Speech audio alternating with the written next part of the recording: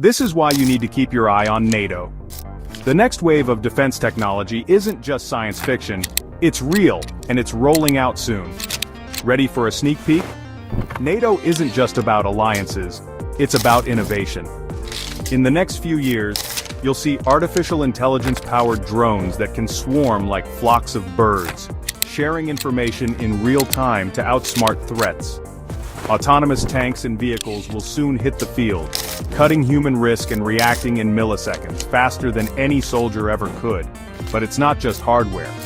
NATO's investing big in cyber defense, with artificial intelligence firewalls and quantum encryption to keep hackers out and secrets safe. Imagine satellites that predict attacks before they happen, or wearable tech that gives troops the edge with live biofeedback and augmented reality displays.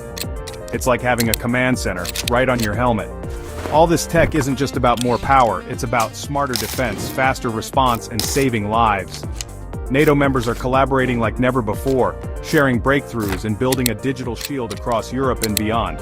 So the next time you hear about NATO, remember, it's not just about boots on the ground, it's about brains behind the screens, and a future where security is smarter, safer, and more connected than ever before.